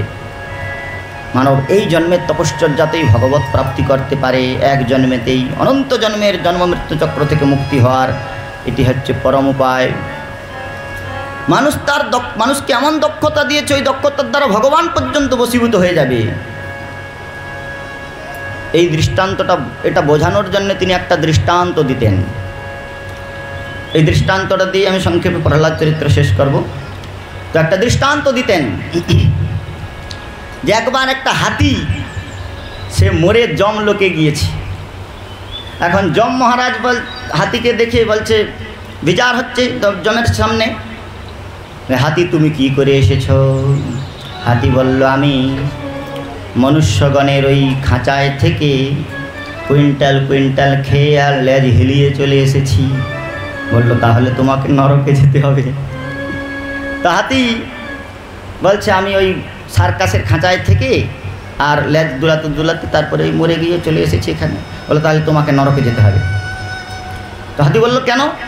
বললো, তোমাকে এত বড় একটা হাতির শরীর দিলাম, আর তুমি ওই পিঞ্জরার মধ্যে থেকে, সার্কাসের খাঁচার মধ্যে থেকে খেয়ে দিয়ে লেজ দুলিয়ে চলে আসলে। অত বড় একটা হাতির শরীর দিলাম তোমাকে, আর ওই পিঞ্জরার মধ্যে থেকে চলে আসলে। তখন হাতি বলছে, শুনুন মহারাজ, মর্তের এই কালা কালা খোপড়িওয়ালা চুলওয়ালা মানুষগুলোকে তো আপনি চেনেন নাই। এদের বুদ্ধি এমন, এরা হাতি তো দূরের কথা, বনরাজ সিংহকে পর্যন্ত পিঞ্জরার মধ্যে ভরে রেখেছে। আর এরা সমুদ্রের তলদেশে সাবমেরিন পাঠিয়ে দিয়েছে, কি আছে? চন্দ্রলোকে অভিযান পাঠিয়ে দিয়েছে, সেখানে কি আছে? সেখান থেকেও গ্রহরত্ন খোঁজার জন্যে। এদের বুদ্ধিটা আপনি জানেন নাই, কি প্রকার তীক্ষ্ণ বুদ্ধি। আর এরা যদি কোনো রকমের যমলোকে আসে, তাহলে আপনার যমপদও চলে যাবে। তো যম মহারাজ বলছে, অহনে হনে জীবা গচ্ছন্তি যম মন্দিরম। প্রতিদিন তো আমার কাছে কত মনুষ্য আসে, কই তাদের তো এরকম বিচক্ষণ বুদ্ধি দেখি নাই। তখন হাতি বলছে, মহারাজ, ওরা সব মরে গিয়ে আসে, ওদের ওই যে কালা মাথার খুলিটা ওখানে ফেলে দিয়ে আসে, এই জন্য আপনি ওদের ওইরকম বুদ্ধিটা দেখেন নাই। ওরা যদি সশরীরে আসতো তাহলে দেখতেন আপনার হালত খারাপ করে দিত। যম বলছে, তাহলে যাও। সঙ্গে সঙ্গে চারজন দূতকে পাঠালো, যাও মর্ত থেকে একটা জীবিত মানুষ উঠিয়ে নিয়ে আসো। তো চারজন দূত চলে গিয়েছে জীবিত মানুষ উঠাতে। আর সেই একজন দলিল লেখক বুড়ো, সে খাটের উপরে শুয়েছিল রাত্রে ছাদে, সে তার খাট শুদ্ধ যমদূতেরা উঠিয়ে নিয়ে যাচ্ছে। আর খাট যখন খুব নড়াচড়া করেছে, ও উঠে দেখলো যে সেই ভয়ঙ্কর একেবারে বিকরাল দন্ত সমন্বিত চারজন যমপাস নিয়ে তার খাটিয়া কাঁধে করে নিয়ে যাচ্ছে। ও মনে মনে চিন্তা করলো, আমি তো এই আমিনের কাজ করে ঘুঁটি চেলে যা করেছি, আমাকে একেবারে ডাইরেক্ট নরক যেতে হবে। কিন্তু প্রত্যাশন্যপি মরণে রক্ষপায় বিধীয়তে, উপায় সফলে রক্ষণাস্ফলে নাধিকমৃতে। বললেন যে যদি মৃত্যু উপস্থিত হয় তাহলে বাঁচার জন্য অন্তত প্রযত্ন করা দরকার। উপায় যদি সফল হয় তাহলে বেঁচে গেলাম, নিষ্ফলে নাধিকমৃতে, যদি নিষ্ফল হয় তাহলে মৃত্যুর থেকে অধিক কী হবে। তো সেই জন্য সে চিন্তা করলো, আমি একটু আমার বুদ্ধিটা প্রয়োগ করে দেখি। তার খাটের পাশে কাগজ আর কলম ছিল, সঙ্গে সঙ্গে উঠে খাটের উপরে উঠে একটা চিঠি লিখলো, আর পকেটের মধ্যে ঢুকে আবার শুয়ে পড়লো। ভোর হতে না হতেই তাকে যমদূতগণ যমের দরবারে নিয়ে গেছে। আর যমের দরবারে নিয়ে যাওয়ার সঙ্গে সঙ্গে সে কী করলো, তার পকেট থেকে ওই চিঠিটা বের করে যম মহারাজকে দিয়ে দিল। আর ওই চিঠিটা পড়ার সঙ্গে সঙ্গে যম একেবারে লাফ দিয়ে সিংহাসনে পড়ে গিয়ে বললেন, আসুন আসুন, আমার প্রভু আপনাকে পাঠিয়েছে। বলে যম তাকে সিংহাসনে বসিয়ে নিজে পাখা বাতাস করতে শুরু করলো। আর চিত্রগুপ্ত কিছু খুঁজে না পেয়ে সে ঘটিতে করে জল নিয়ে এসে উপস্থিত হয়েছে। চিঠির মধ্যে লেখা ছিল, এই ব্যক্তিকে পাঠাইলাম, এনার সাক্ষাতের সঙ্গে সঙ্গে সমস্ত দায়িত্বভার অর্পণ করিবে ইতি বিষ্ণু। চিঠিতে লিখে দিয়েছে, যেই ব্যক্তিকে আমি পাঠালাম একে পাওয়ার সঙ্গে সঙ্গে আপনি একেবারে সমস্ত দায়িত্বকে অর্পণ করে দেবেন ইতি বিষ্ণু। আর যম মহারাজ মনে করলো, ও আমার প্রভু বিষ্ণু পাঠিয়েছে, আসুন আসুন আসুন, আপনি পদে আসীন হয়ে যান। যম পদে আসীন করে দিল। এবার যম পদে আরূঢ় হয়েছে নতুন যম। আর সকাল হতেই সমস্ত যমদূতেরা লোকজনকে নিয়ে আসতেছে। একদল লোককে নিয়ে আসলো, বলে মহারাজ এরা সব নরকে এসেছে। বলে এরা কী করেছে? বললে এরা তেলে ভেজাল, জলে ভেজাল, সব জায়গায় ভেজাল মিশিয়ে বহু মানুষের জীবনের ক্ষয়ক্ষতি করেছে। পটলকে তুত জলে ডুবিয়েছে, বহু মানুষের ক্ষয়ক্ষতি করেছে। বলে এদের সব বৈকুণ্ঠে পাঠিয়ে দাও। তারপরে আরেক দল এসেছে, বললো এরা কি করেছে? বলে এরা চুরি ডাকাতি রাহাজানি কোনো কিছু বাদ দেয় নাই। চুরি করতে গিয়ে কারোর বালা খুলতে গিয়ে হাত কেটে দিয়েছে, কারোর কানের দুল খুলতে গিয়ে কান কেটে দিয়েছে। এই প্রকার মহা উপদ্রব করেছে। শিশুবধ থেকে স্ত্রীবধ কোনো কিছুই বাদ দেয় নাই। বলে এদের সব বৈকুণ্ঠে পাঠিয়ে দাও। এরপরে আরেক দল এসেছে, বললে এরা কি করেছে? বলে এরা লোককে চাকরি দেবো বলে ঘুষ নিয়ে আর চাকরি দেয় নাই। বললো এদের সব বৈকুণ্ঠে পাঠিয়ে দাও। তো চিত্রগুপ্ত বললো, আমি তাহলে কি করব? বলে তুমি জলের ঘটি নিয়ে দাঁড়িয়ে থাকো। তা সব বৈকুণ্ঠে দলে দলে যাচ্ছে। ভগবান বিষ্ণু মনে মনে চিন্তা করলেন, যম মহারাজ কি এখন বিচার করা ছেড়ে দিয়েছে? এইসব জীবের কর্মফল বাকি রয়েছে, অথচ এরা বৈকুণ্ঠে এসেছে। একদিন ভগবান বিষ্ণু যমলোকে আসলেন। এসে দেখলেন যে নকল যম বসে আছে আর আসল যম পাখা বাতাস করছে। ভগবান বিষ্ণু আসল যমকে জিজ্ঞাসা করলেন, হে ধর্মরাজ, আপনি কি এখন বিচার করা ছেড়ে দিয়েছেন?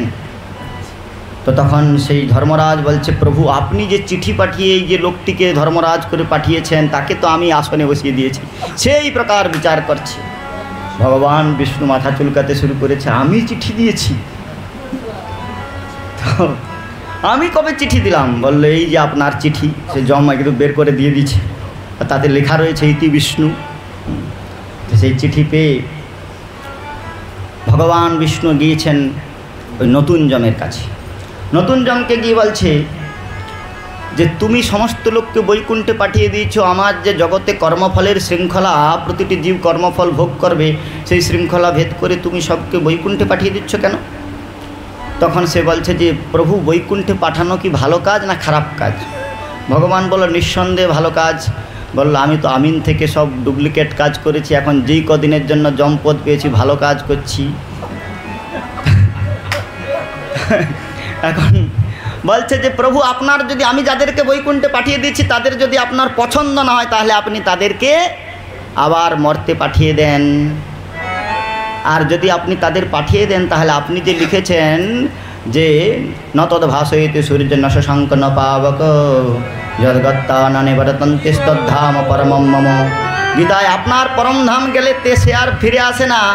আর আপনার ধাম থেকে যদি আপনি ফেরত পাঠিয়ে দেন, তাহলে গীতার এই লাইনটা আপনাকে কেটে দিতে হবে। ভগবান বলছে, গীতা তো কাটা যাবে না, ঠিক আছে ওদেরকে না হয় নিলাম। এখন তুমি বলো, তুমি এই যে যম হয়ে বসেছ, তোমাকে আমি কবে চিঠি দিয়েছিলাম? আমি তোমাকে কবে চিঠি দিয়েছি? তখন ওই নতুন যম বলছে, প্রভু শুনুন, আপনি গীতার মধ্যে বলেছেন সর্বস্ব চাহম হৃদয় সন্নিবিষ্ট মত্তা স্মৃতির জ্ঞানম অপহরঞ্চ। তাহলে জীবের হৃদয়ের মধ্যে আপনি প্রবিষ্ট থেকে তাদের মধ্যে ইচ্ছা স্মৃতি সব কিছু আপনি, আপনার ইচ্ছাতেই সব কিছু চলছে। বলুন আপনার ইচ্ছায় চলছে কি না? তাহলে সর্বস্ব চাহম হৃদয় সন্নিবিষ্ট, জীবের হৃদয়ে প্রেরণাদাতা আপনি। মত্ত স্মৃতির জ্ঞানম অপহরঞ্চ, স্মৃতি জ্ঞান সব আপনার। আবার আপনি বলছেন ইন্দ্রিয়ানাম মনশ্চাস্মি, ইন্দ্রিয় সমূহের মধ্যে আপনি মন। তো আমি তো ওইখানে ওই খাটে ঘুমিয়েছিলাম, আমার এই চিঠি লেখার বুদ্ধিটা হলো কি, বুদ্ধিরূপে আপনি রয়েছেন, মন রূপে আপনি, প্রেরণাদাতা সর্বস্ব চাওয়ান হৃদয় সন্নিবিষ্ট প্রেরণাদাতাও আপনি। তাহলে বলুন এই চিঠিটা আপনার কি না? যদি এই চিঠিটা আপনার না হয় তাহলে গীতার ওই কথাগুলো কেটে দিতে হবে। ভগবান বলল ঠিক আছে, চিঠিটা তাহলে আমার। এখন বলছে যে চিঠিটা তো তাহলে আপনার হলো, কিন্তু তোমাকে আর জম থাকতে হবে না, তুমি এখন যেমন দলিল লিখছিলে তেমন দলিল লিখতে চলে যাও। তখন ওই দলিল লেখক রূপী জম বলছে শুনুন প্রভু, আপনার যদি আমাকে ঠিকঠাক পছন্দ না হয় তাহলে আমি এক্ষুনি চলে যাব, কিন্তু আপনি বলেছেন মামু পেত্ত তু কন্তেয় পুনর্জন্ম ন বিদ্যতে, আমাকে প্রাপ্ত হলে আর পুনর্জন্ম হয় না। বলুন এখন আমি আপনাকে প্রাপ্ত হয়েছি কি না? ভগবান বলছে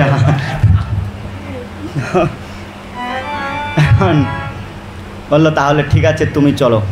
তখন ওই জম বলছে, নতুন জম বলছে শুনুন প্রভু, কোথায় আমি একটা কপট দলিল লেখক ছিলাম আর কোথায় আজ জম্পদে বসে আপনার সঙ্গে সম্ভাষণ করছি, সেটা এই হাতিটার দৌলতে। হাতিকে না নিয়ে আমি যাব না। ভগবান বলছে হাতিকেও নিয়ে চলো।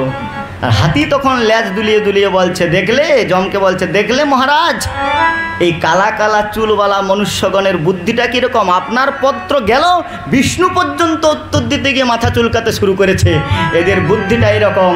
কিন্তু এরা এদের সমস্ত প্রকার বুদ্ধি, সমস্ত প্রকার প্রয়াস, সমস্ত প্রকার প্রযত্ন, সমস্ত পুরুষার্থ কেবল ইতর ইন্দ্রিয় তর্পণার বিষয়ভোগে লাগিয়ে দিয়েছে। এরা যদি এদের সমস্ত প্রযত্নকে ভগবত উপাসনায় লাগিয়ে দিত তাহলে ওই জন্মেই এরা ভগবত সাক্ষাৎকার করে ভগবত তত্ত্বকে বশীকৃত করে ভগবানের পরম ধাম প্রাপ্ত। এই প্রকার প্রহ্লাদ মহারাজ দৈত্য বালকগণকে উপদেশ দিলেন। দৈত্য বালকগণ প্রহ্লাদের উপদেশ শুনে অত্যন্ত প্রসন্ন হলেন। তারা বললেন আমরাও তোর সঙ্গে ভগবানের ভজন করব। প্রহ্লাদ মহারাজ বলল কোনো চিন্তা নেই, ভজন করতে শুরু করো। প্রহ্লাদ মহারাজ ভজন করতে শুরু করলেন। হে নাথ নারায়ণ হরি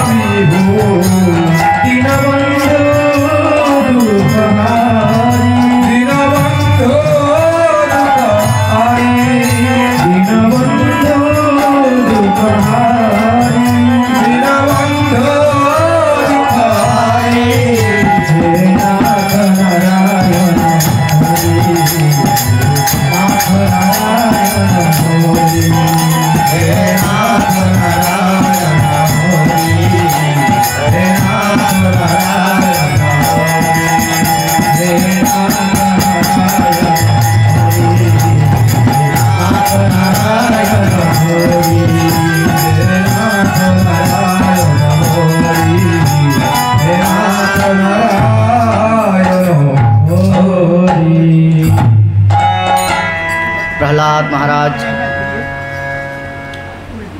प्रहलाद महाराज এই প্রকার বিষ্ণু ভক্তির সংস্কারের দান করছেন সমস্ত দৈত্য বালকগণকে।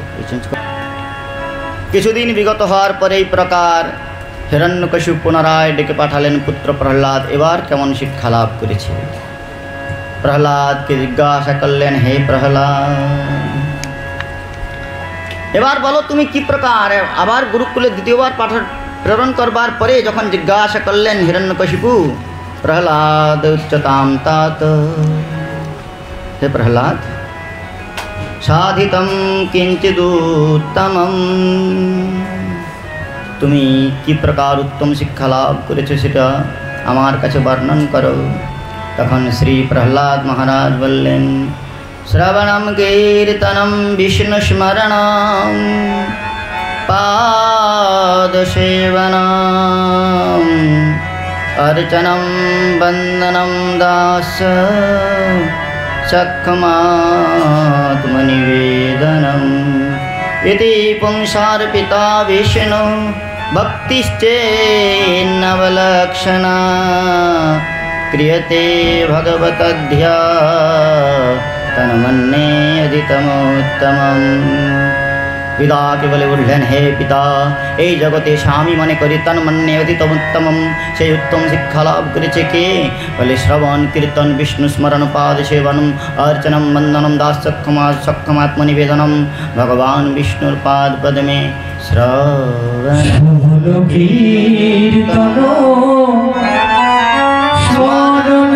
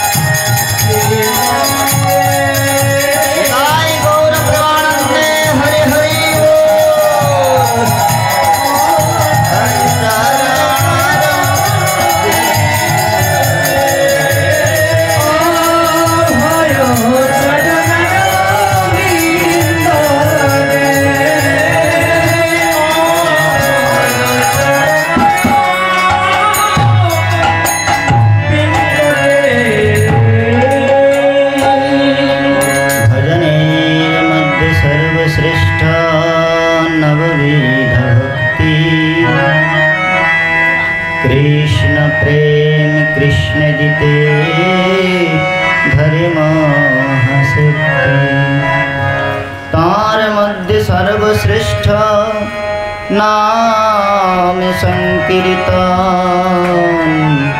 निरपराध पाए प्रेम धाम।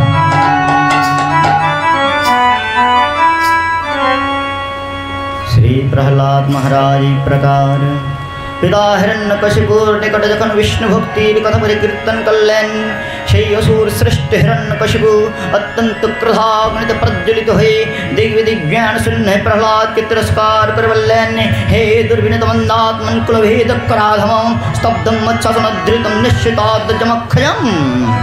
प्रहलाद हे दुर्विनीत मंदात्मन मंदबुद्धि प्रहलाद तुम्हें क्रुद्धस्य जस्य कंपति त्रय लोक सहेश्वरा जार एक बार भ्रुकुटी हलने त्रिभुवनेर देवतागण पर्यन्त इंद्रादि देवतागण पर्यन्त विचलित है সেই हिरण्यकशिपु असुरराज हिरण्यकशिपुर सामने তুমি এই প্রকার विष्णु भक्तिर कथा আমার চিরন্তন শত্রুর কথা কীর্তন করছো তোমার ক্ষমতা হলো কোথা থেকে। প্রহ্লাদ নির্ভীকভাবে বললেন न केवलं मे भवतश्चराजन शैवै बलम बलिनाम चापरेश আপনি যার বলে বলিয়ান হয়ে নিজেকে ত্রিভুবনের অধীশ্বর বলে কল্পনা করছেন আমিও তার বলে বলিয়ান হয়ে আপনার কাছে এই বিষ্ণু ভক্তির কথা বলছি।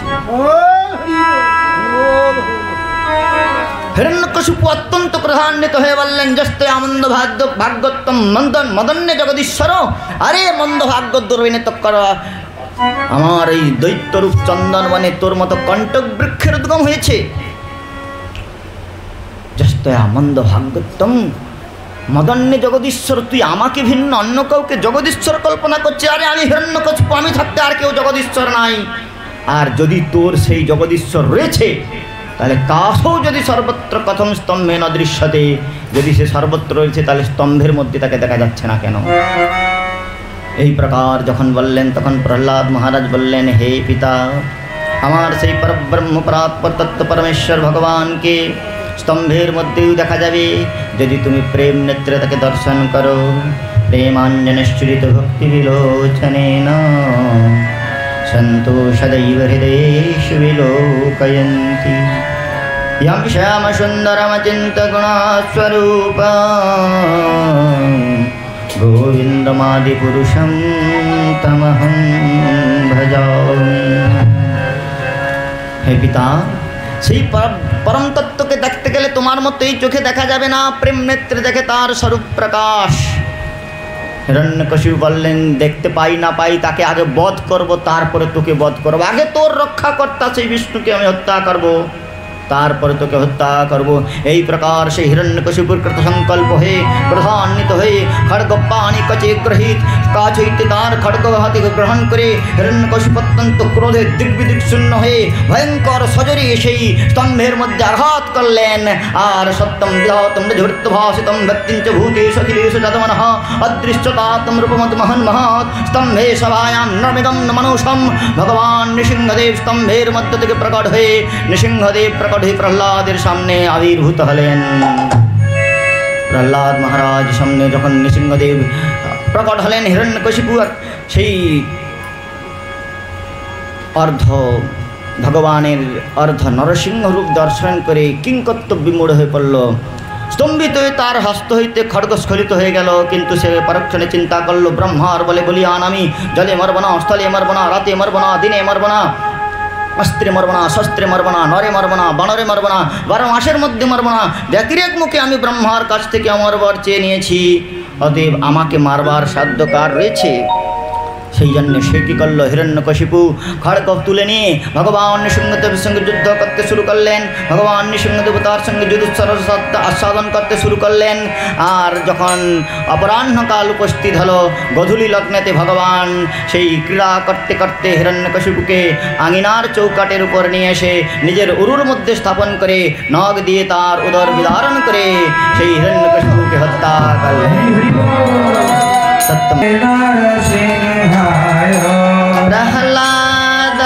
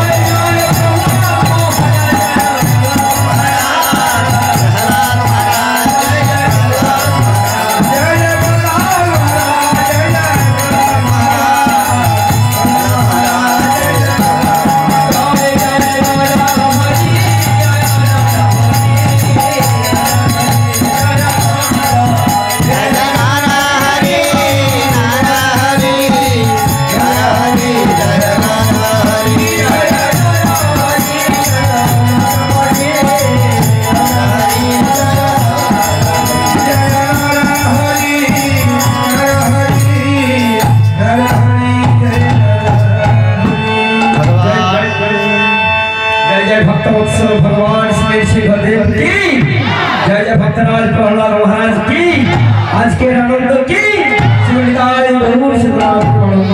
भगवान नृसिंहदेव प्रहलाद नृसिंहदेव हिरण्यकशिपु हत्या करलें और हत्या करवार परे तार अंत्र के विदीर्ण करे आँख के विदीर्ण करे तिनि कि करलें अंत्रमाली हो गेलें तार आँखटाके माला करे परे निलें केन बोलছেন भगवानेर भक्तवात्सल्य प्रकार भगवान जेन जगतवासीके देखाते चाइछेन जे आमार भक्त प्रहलाद असुरकुल उत्पन्न हलेও से देवतागणेर पूज्य आमार भक्त जे कुले जन्मग्रहण करुक ना केन जे कुले वैष्णवेर जन्म केन नय तथापि सेकुल पूज्य सर्वशास्त्रे कय ताई आमार भक्त हिरण्यकशिपु आमार भक्त प्रहलाद हिरण्यकशिपुर यंत्र থেকেই তো তার জন্ম হয়েছে এর ঔরসজাত সন্তান তাই এ যতই অসুর হোক যতই अभिष्ट होक ना केन जे कुले आमार वैष्णव जन्मग्रहण करे से चंडाल होक कुक्कुर भई चंडाल होक अंतज होक से कुल आमार बरणीय हो जाए ताई भगवान मालारूपे हिरण्यकशिपुर अंत्रके धारण करलें और भगवान जेन जानाते चाइछेन आमार भक्त आमी आविर्भूत हयेछि प्रकट हयेछि आमार भक्त आमाके माला दिये अभ्यर्थना करते भुले गियेछे आमार भक्तेर दोष जाते अन्यरा देखते ना पाय ताई भगवान कि करछेन माला दिते भक्त भुले गियेछेन जेमन विदुरानी सेई कृष्ण क्षुधार्त হয়ে এসে বলেছিলেন বিদুরানীকে হে বিদুরানী আমি বড় ক্ষুধার্ত আমায় খেতে দাও কিন্তু বিদুরানী ভুলে গিয়েছিলেন কি খেতে দেবেন গোবিন্দকে তাই স্বয়ং যেমন অঙ্গুলে নির্দেশ করে বলেছিলেন ও হে বিদুরানী দেখো তোমার এই কদলী বৃক্ষে যেমন করে পরিপক্ক কদলী রয়েছে সেই কদলী এনে তুমি আমার ক্ষুধার নিবৃত্তি করো তাই ভক্ত যদি ভগবানের সেবা উপকরণ অর্পণ করতে ভুলে যায় পরম করুণ প্রভু যিনি ভক্তের দ্রব্য প্রভু কাড়ি কাড়ি খান সেই জন্য তিনি নিজে কি করলেন আমার ভক্ত আমাকে মালা দিতে ভুলে গিয়েছে কিন্তু আমার ভক্তের দোষটা যাতে লোকে দেখতে না পায় সেজন্য হিরণ্যকশিপুর অন্ত্রটাকে তিনি মালা করে পরে নিলেন চিন্তা করলেন যে আমার हिरण्यकशिपुर उच्चिष्ट आसने बसे पड़लें जे भगवान के यज्ञ पुरुष के यज्ञ ऋषिगण उत्तम आसन अर्पण करें हृदय आसने ताके आसीन करवार जन्य प्रयत्न करें तथापि तिनि सेखाने प्रकाशित हन ना सेई परब्रह्म परमेश्वर भगवान हिरण्यकशिपुर उच्चिष्ट आसने बसे पड़लें केन বলছেন আমার ভক্ত প্রহ্লাদকে এই আসনে বসাবো এই আসন অসুর কুলের আসন হিরণ্যকশিপুর মতো অসুর এই আসনে বসে রাজত্ব করেছে তাই আমার ভক্ত যদি এখানে বসে তার মধ্যে যেন অসুর যা কুলজাত বৈগুণ্য দোষ প্রবেশ না করে সেই জন্য তিনি নিজে উচ্ছিষ্ট করে দিলেন প্রসাদী করে দিলেন হিরণ্যকশিপুর অদত্ত আসনে বসে পড়লেন ভগবান তারপর ভগবান समस्त देवतागण एसे के स्तुति करते शुरू करलें देवतागण गंधर्वगण किन्नरगण चानरगण ब्रह्मादि देवता सकले के स्तुति करलें कारो स्तुतिते भगवान नृसिंहदेवेर क्रोध निर्वापित हलो ना परिशेषे वैकुंठ थेके लक्ष्मी देवी आसलें ताके पर्यन्त हुंकार दिए भगवान সেই নৃসিংহদেবের ক্রোধ দর্শন করে লক্ষ্মীদেবী পর্যন্ত ভীত হয়ে পলায়ন করলেন ভগবান যেন জানাতে চাইছেন যে হে উদ্ধব আমি তোমায় বলেছিলাম একাদশ স্কন্ধে উদ্ধবকে বলেছিলেন যে আমার ভক্ত আমার যত প্রিয় ন শ্রীরঙ্গ সম্ভূত আমার অঙ্গজাত আমার পুত্র ব্রহ্মা আমার তত প্রিয় নয় ন আত্মজনী ন চ শঙ্কর ন চ শঙ্কর্ষণ বলদেব আমার তত প্রিয় নয় আমার সেই আত্মজনী ব্রহ্মা তত প্রিয় নয় পৌত্র মহাদেব তত প্রিয় নয় প্রিয়া লক্ষ্মী এমনকি আমি আমার নিজের শরীরটা আমার তত প্রিয় নয় আমার ভক্ত যত প্রিয় সেই বাক্য যেন আজ প্রতিপালন করছেন ভগবান বললেন আমি প্রতিজ্ঞা করেছিলাম যে যত হম প্রপদ্যন্তি স্তাম তদেব ভজাম্যহম মম বর্তমান বর্তমন্তি মনুষ্য পার্থ সর্বশ যে যেই প্রকার আমার ভজনা করি আমি তার প্রতি ভজন করি হে প্রহ্লাদ তুমি সমস্ত প্রকার পিতা মাতা সকলের সমস্ত প্রকার উৎকণ্ঠা সকলের সমস্ত প্রকার লাঞ্ছনাদিকে উপেক্ষা করে তুমি যেমন করে একাকী আমার ভজন করেছো তাই আমি আজ তোমার ভজন করব একাকী কারোর স্তুতিতে সন্তুষ্ট হলেন না জীব গোস্বামীপাদ বলছেন যে ব্রহ্মা তো বর দিয়েছিল জনে নরে মরবে না বানরে মরবে না কোনো পশুতে মরবে না কিন্তু ভগবান তো ভূত হয়েও হিরণ্যকশিপুকে মারতে পারত ভূতে মরব না এটা তো চাই নাই তাহলে নরসিংহ রূপটা ধারণ করলেন কেন ভগবান বলছেন ভক্তবৎসল নাম মোর জগতে বিদিত জগতে আমার ভক্তবাৎসল্য নাম বিদিত রয়েছে কিন্তু ভক্তকে লালন করে ভক্তবাৎসল্যের আস্বাদন করা হয় নাই তাই রসব্রহ্মে রসোৎকণ্ঠা হয়েছে আজ ভক্তকে লালন করবার জন্যে বললেন ভক্ত লালন করতে গেলে আমার ভক্তকে যেমন করে মাতা তার পুত্রের অঙ্গের মল হাত দিয়ে পরিষ্করণ করে, কিন্তু গাভী অথবা সিংহিনী তার পুত্রের শাবকের মলকে যেমন করে জিহা দিয়ে লেহন করে, ভগবান বলছেন আমি আমার জিহা দিয়ে আমার ভক্তের অঙ্গকে লেহন করব, আমার ভক্তকে আদর করব জিহা দিয়ে। সেই জন্য উপরেরটা সিংহ হলেন। আর বললেন বাৎসল্যের চূড়ান্ত নিদর্শন কোথায়? মাতা যেমন করে শিশুকে ক্রোড়ে ধারণ করে তার কপল দেশে চুম্বন করে শিশুকে স্তনপান করিয়ে মাতা যেমন ক্রোড়ে ধারণ করে প্রফুল্লিত হয়, ঠিক তেমনি ভগবান বলছেন আমি আমার ভক্তকে এই প্রকার ক্রোড়ে ধারণ করব। তাই ক্রোড়ে ধারণ করবার জন্য নিচটা মনুষ্য হলেন, আর জিহাদে লেহন করবার জন্য উপরেরটা সিংহ হলেন। বলে ভগবান সিংহদেব কি। দেবতাগণকে স্তুতি করলেন, কোনোভাবে ভগবান প্রসন্ন হলেন না। শেষে প্রহ্লাদকে পাঠালেন ভগবান ব্রহ্মা, বললেন প্রহ্লাদ তোমার জন্য তো এই প্রকার ভগবান উগ্রমূর্তি ধারণ করেছে। প্রহ্লাদ প্রশয়ামাস ব্রহ্মা তৎপদকে প্রহ্লাদ মহারাজ ছিলেন সবাদমূলম পতিতম তমর্ভকম বিলুপ্ত দেব কৃপয়া পরিপ্লুত উত্থাপচ্ছিষ্ণদিধৎকরম বয়ম কালাহি বিত্রস্তু কৃতাভয়ম। জীব গোস্বামীপদ বলছেন ভগবান 4টা হাত ধারণ করেছেন কিসের জন্যে? বললেন 2 হাত দিয়ে প্রহ্লাদকে ক্রোড়ে ধারণ করছেন আর জিহা দিয়ে লেহন করছেন, আর 2টি হাত দিয়ে শ্রী ভগবান প্রহ্লাদের কাছে ক্ষমা প্রার্থনা করছেন। এ যাবৎকাল পর্যন্ত সমস্ত পুরাণ আদি শাস্ত্রে দেখা গিয়েছে ভক্ত ভগবানের ভজন করেছে। আজ ভগবান সিংহদেব স্বয়ং প্রহ্লাদের কাছে ক্ষমা প্রার্থনা করে বলছেন হে প্রহ্লাদ, আমার আগমনের বিলম্ব হেতু এই অসুররাজ হিরণ্যকশিপু তোমাকে এত উপদ্রব করেছে, তাই আমার আগমনের বিলম্ব হেতু তুমি আমায় ক্ষমা করো। এই প্রকার প্রহ্লাদ মহারাজকে ভগবান সিংহদেব ক্ষমা প্রার্থনা করছেন। প্রহ্লাদ মহারাজ স্তুতি করতে শুরু করেছেন। প্রহ্লাদ মহারাজের স্তুতি অত্যন্ত সুন্দর। ব্রহ্মাদয় সুরগণা মুনয়থ সিদ্ধা সত্যৈকতানমত বচসা প্রবাহ নারাধিত নিতম পুরগণৈ রধুনাপি পিপ্রু কিম তুষ্টুমর্হসি মে হরিরুগ্রজাতে। এই স্তুতি অত্যন্ত আদরণীয় আস্বাদনীয় বিষয়, কিন্তু আমাদের কাছে আর সময় নেই, আজকে কৃষ্ণ জন্মলীলা পর্যন্ত পৌঁছাতে হবে। সেজন্য আমরা একটি কীর্তনের মাধ্যমে প্রহ্লাদের স্তুতিকে ব্যক্ত করি। প্রহ্লাদ মহারাজ বলতে শুরু করছেন হে ভগবান, আপনার ভজনের বিনিময়ে যারা কোনো কিছু যাচনা করে তারা নশভৃত্ত সবই বণিক, তারা ভৃত্য নয় আপনার, তারা বণিক। অতএব হে প্রভু, আমি আপনার কাছে আর কিছুই প্রার্থনা করি না, আপনি কেবল আপনার এই অভয় চরণার বিন্দুতে আমাকে স্থান দান করুন।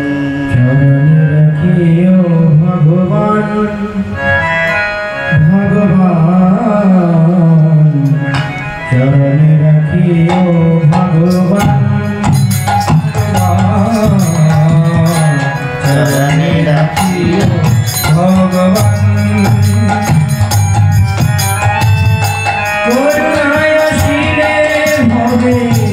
করুণা করিলে সবে, করুণায় আসিলে ভবে, করুণা করিলে সবে। আমার না করিলে সন্ধান, চরণে রাখিও ভগবান ভগবান, চরণে রাখিও ভগবান।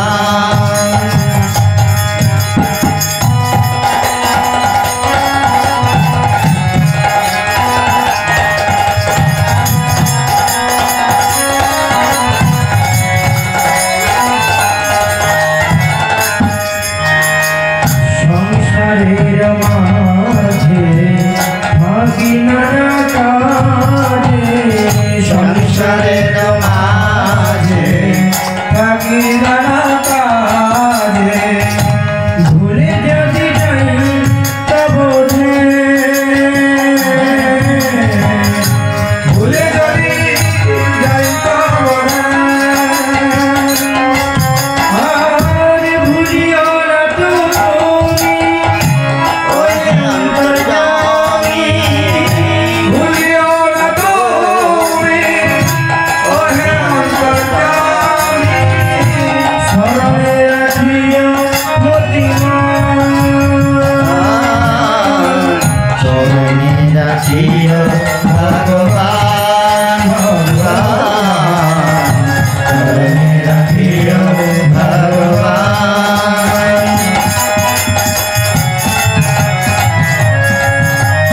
হে প্রভু, আপনি সংসারে এসে আমি ভুলে গেলেও আপনি আমাকে স্মরণ রাখবেন। ভূমি যদি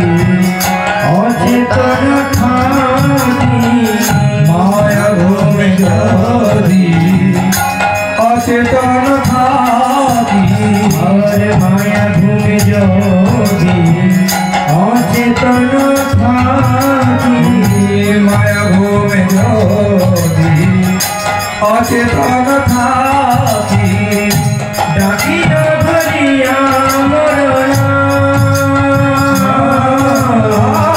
ডাকিয়া ধরিয়া মরণ আর বাসনা শরীরে মগন থাকি বাসনা শরীরে মগন থাকি চিরতরে করি অবসান চরণে রাখিও ভগবান ভগবান চরণে রাখিও ভগবান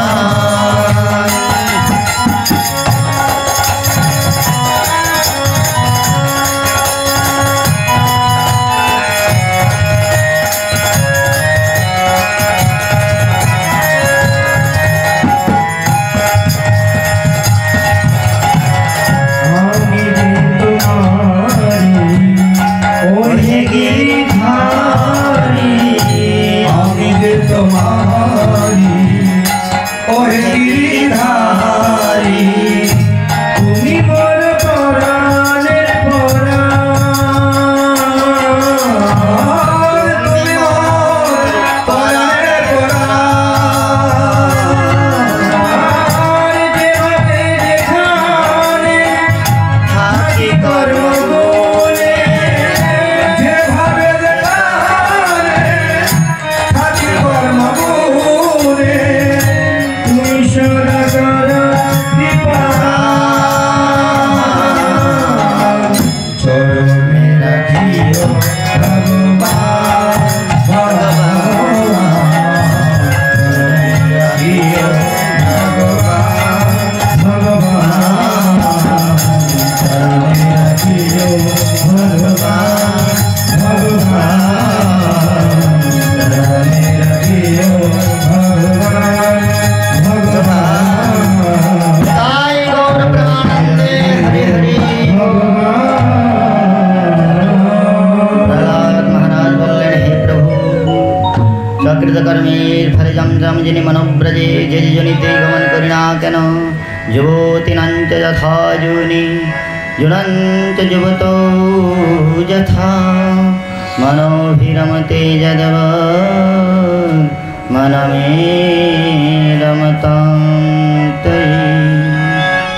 যেমন করে এই জগতের যুবতীর স্বাভাবিকভাবে যুবকেতে অনপায়নী প্রীতি থাকে, আর যুবকের যেমন যুবতীতে স্বাভাবিক আসক্তির অভ্যুদয় হয়, ঠিক সেই প্রকার আপনার চরণ কমলে আমার অনপায়নী ভক্তি হোক।